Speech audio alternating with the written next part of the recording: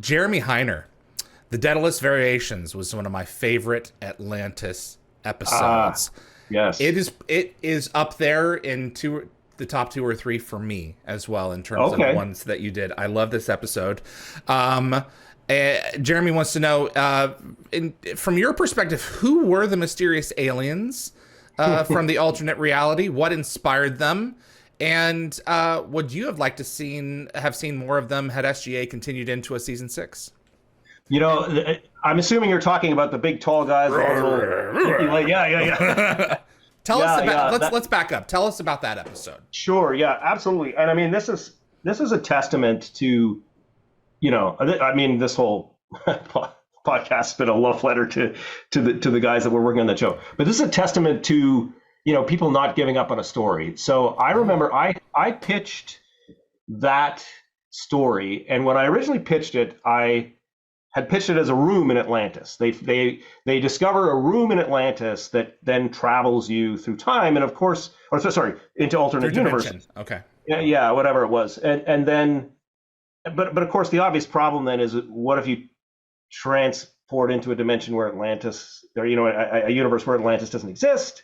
What if you transport? It didn't make sense. But everybody loved the idea that we had discovered an ancient device that could do this. And then, I think we broke for lunch and everybody was discouraged because they liked the idea. And then we come back from lunch and Rob Cooper's like, well, what if it's a ship? Because then, it immediately wipes out all of the inconsistencies of, well, wait, what square footage is it? Just up to the drywall of the room, or does the insulation go back in time, or just all that? So the idea of making it a ship came from Rob, and then we decided it should be the Daedalus, and then we decided that it should be on this trajectory of passing. That may have been part of the original pitch, that it was going backwards in time, and then we had to reverse it. But yeah, like I said, it was a collective effort to figure out what that story actually was. Wow. Now, as for those aliens, I think I'll be honest, at the time, I think we were just looking for something spooky and cool. And James Robbins did a character design and said, what if they're like 6'9" guys like this? And it was like, yeah, and Ronan gets a big knockdown, drag out fight with a guy as powerful as he is, and that was great. I don't think we spent a lot of time coming up with who or why those aliens existed. So I would just be inventing it now on the fly for John. For kicks and giggles. But I will say that we liked that character design a lot, and I think I can say that if we had done future seasons, I think there were plans to sort of revisit those aliens, because who knows, it was just a short, tiny part of that episode, so we didn't want to spend tons of money on giving them, certainly not like we didn't want to involve visual effects or anything like that. It was just, you wanted an impact through the costume and the character design. And then you wanted to move past it, but we loved it so much. We liked the way they looked and the way that we thought it would be nice to bring those guys back, and then we never got that chance. So. Yeah, Malazzi released just a few weeks ago what he would have felt was his complete outline for season 6, and they do make a return. So, yeah, they're not named, and I like that. They don't have to. Not. Have you read From a Buick 8, Stephen King? No, I haven't actually. No. From a Buick 8 posits the idea. The overall nugget of the idea is that there are things that we encounter in our world, in his world, supernatural things that are simply beyond our knowledge, and we have to deal with them. You get a little bit of backstory, a little bit, and then you've got this supernatural car that is a doorway to these things that keep on coming through, and you can't close that door. Right. I love the idea that this is not our Daedalus, this is another Daedalus, and it is on a journey that we know nothing about. Right. And we go aboard and we figure out, well, did McKay design this thing? Did he find out that, wasn't it him?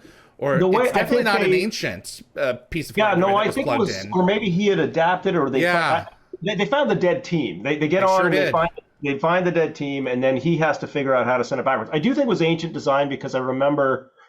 I remember stupid things. I remember when we were trying to design the timer, the countdown timer, that it should look nothing like it can't. It shouldn't look like a countdown. that. Yeah. Well, they did a crazy thing with sort of concentric circles that kind of like were unwinding each other, and I mean, it was great. It was an amazing. But yeah, I think we'd gone to Mark. What's his last name? Mark Davidson? Savella. No, Mark Savella. Mark Savella. And said, get your team to come up with something that just doesn't look, like what we would have, how we would do a countdown timer. And that's what they came up with. And I loved it. It was just anyway. Yeah. There's something to be said for leaving the audience wanting more, and putting your characters in a situation where here we are. This is what we have to deal with to get out of it. We don't have time to explore the nature of what this is. We're just on this ride. That Daedalus was kind of an early Destiny. Right. Yeah, that's true, actually. I wonder if that had anything to do with it. I mean, the concept of, I think at one point we were referring to that episode, the title was called The Flying Dutchman. I mean, it was like the concept of a ghost ship floating in the ocean is not new. We certainly didn't invent it, but and I know Brad had always been fascinated with that idea of a Flying Dutchman. So I'm maybe Daedalus plus Flying Dutchman turned into Destiny at somewhere along the way. Where do you come down in terms of coming up with, okay, we're going to have time for about 3 or 4 stops in both directions. What kind of stops do we want to have? So we're going to have one where we're being attacked. Another one is, radiation. Where, do you, when you're in that group, is that where you come up with what should the stops be? Some of these need to be a little bit more visual effects conservative. How do you pull that off when you're bringing? Well, the beauty, Yeah, that was, again, that's the kind of thing we did in the writing room. I mean, generally speaking, when you come in with a pitch, and we used to joke about this. I'm sure others you've interviewed have joked about this over the years. We would bring in freelancers to pitch, and they would say, so, the team is off world and they're wrapping up a mission, and they come back into Atlantis, and everybody's missing. Everybody is, the place has been destroyed. It's on fire, and everybody's missing. And then we'd say, "Oh, great, that's fantastic. What happens next?" And they're like, "I don't know. We got to figure that out." And it's like, so people would come in and pitch the tease, and it's no disrespect, but anybody can come up with a great problem. What we're buying is the solutions. And so I think, a typical pitch would be, we Daedalus variations. I'm not going to say I came up with this pitch going in, because I told you it was about a room, but we discover a ship in orbit. It's the Daedalus. We get on it. Suddenly the problem is we're skipping through universes, and we are encountering dangerous people and things on the way, and then we have to figure out our way back. And that's more of a typical pitch. And you don't have to have everything. You don't have to solve everything in that moment, but you do have to come in with something a little more, I don't want to get off topic here, but I know Joseph talks about hamster ball as a pitch. That was a pitch of mine that, again, was like, that was a half-baked pitch. Anyway, they get caught in a hamster ball, and then what? And there's a good reason why that show was never made, because there was no and then what? And then what? They Thanks for watching this clip from Dial the Gate. You can find the full live stream shows on our YouTube channel, or visit dialthegate.com for the complete schedule. See you on the other side.